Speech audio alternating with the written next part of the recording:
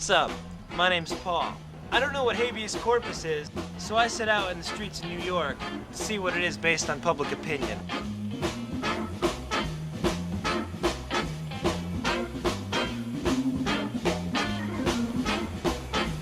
Let's go.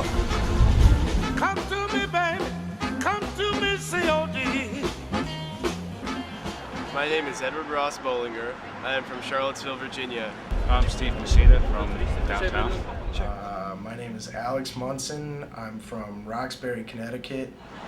My name is David Hawk. I'm a student. I'm from Denver, Colorado. Are you familiar with habeas corpus? You know the law?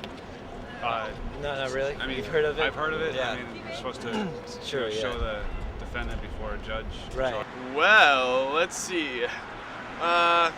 Something like Habeas Corpus. The first porpoise to do a triple backflip at SeaWorld. Your right of habeas corpus is your right to be held.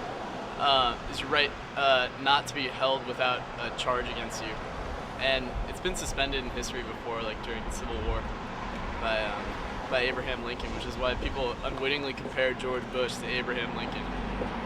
This is the first time since the founding of our nation that we've actually really started to regress.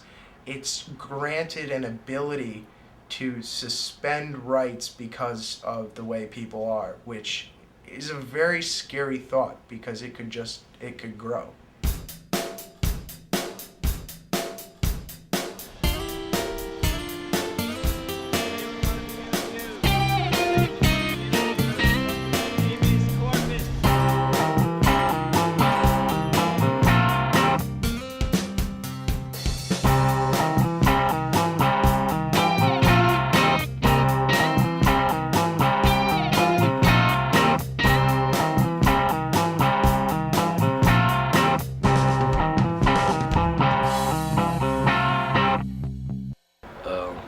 That's no surprise because it's been happening like in Guantanamo Bay and places where you could consider it in a way outsourcing prisoners because it wasn't allowed to do in the United States, but we've had so many problems with other countries, like we've used Egypt countless times and Turkey to hold these people there because we're not allowed to hold them as long here. So they've always been having ways to get around it anyway.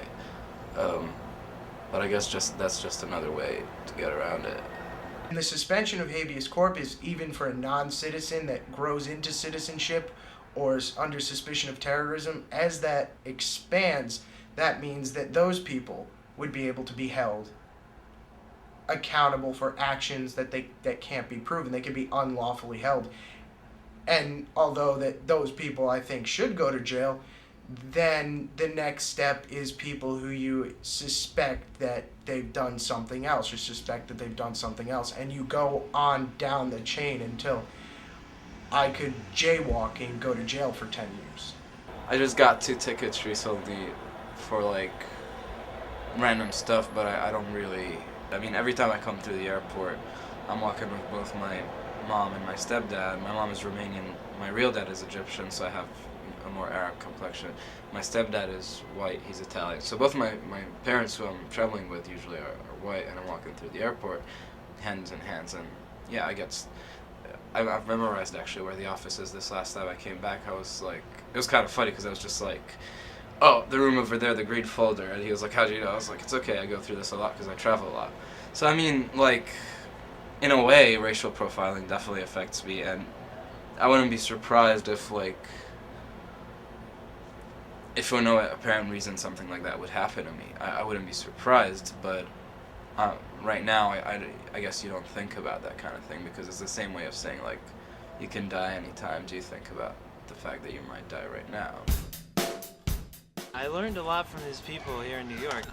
I didn't know what habeas corpus was, but apparently it's the right for a person to give them a reason why they're in jail and being detained, and a right to a fair trial and keeping them lawfully.